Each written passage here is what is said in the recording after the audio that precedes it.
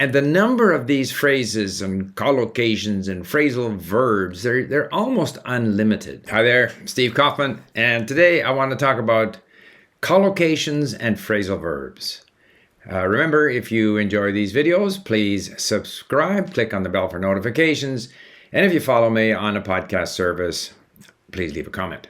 So, we often hear that the language, when we're trying to learn a language, consists of not just individual words, but, chunks of words like phrases, that there are certain words that are typically always used with other words, and these are called collocations, like put to this in the same location, that they combine with each other. Certainly, there's a whole, industry of books and other publications on the subject of phrasal verbs.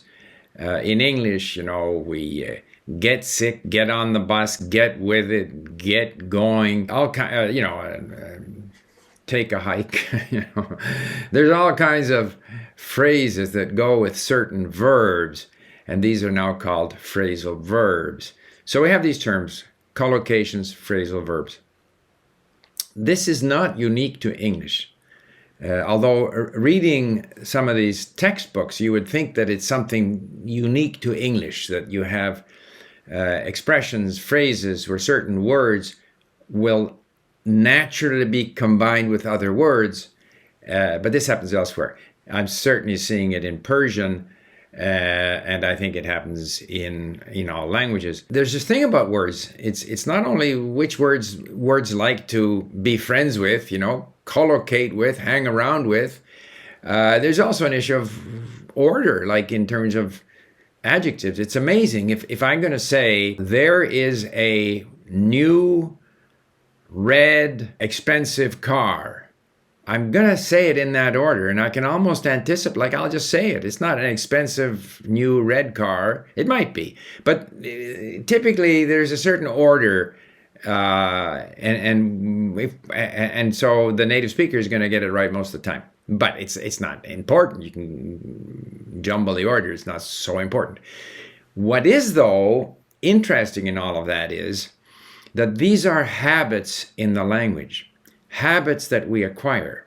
And so, whenever I have tried to learn set phrases, and they exist in every language, even sort of express sayings like raining cats and dogs or the equivalent in other languages, I can never remember them because they don't come up that often. But for the native speaker, because the native speaker has humongous quantity of exposure to the language, words they've heard and read, that they'll have come across cats and dogs, raining cats and dogs, often enough that they will naturally use it when it's appropriate to use it.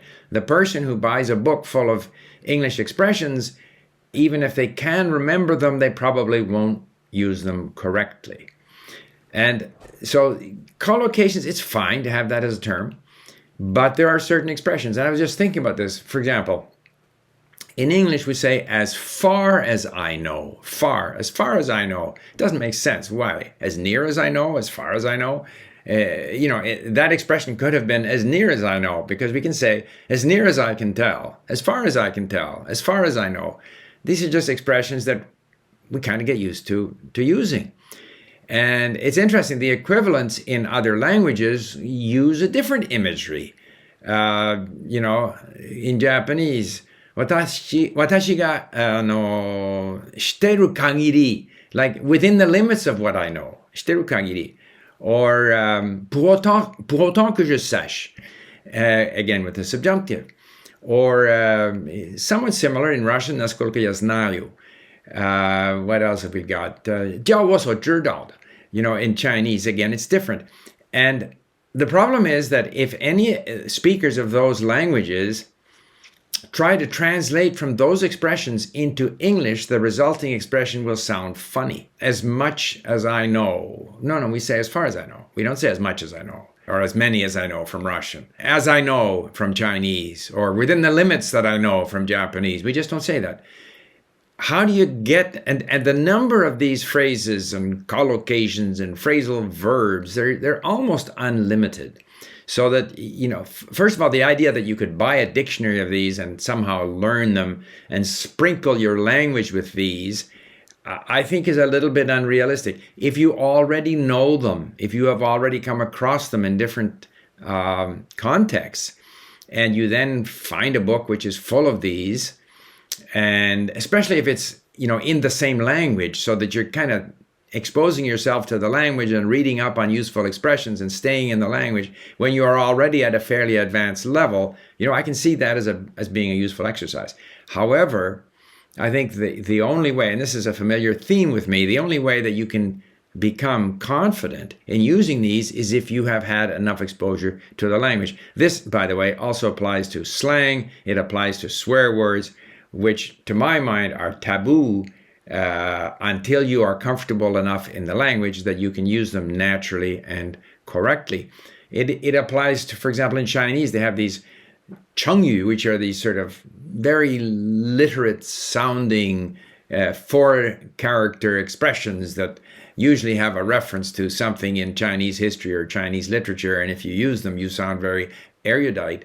But I've never been able to remember enough of them so that I could sprinkle them through my Chinese conversation and sound like, and impress the Chinese speaker.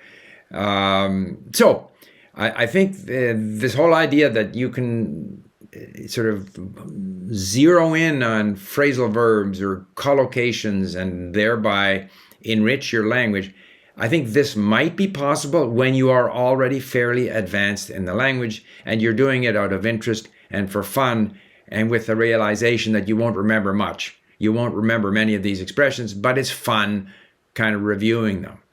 But at an earlier stage in the language, if you think you can sort of leverage yourself up, ladder yourself up by focusing in on phrasal verbs and collocations, I think you may be disappointed, and I think that you're still better off to continue to massively expose yourself to the language.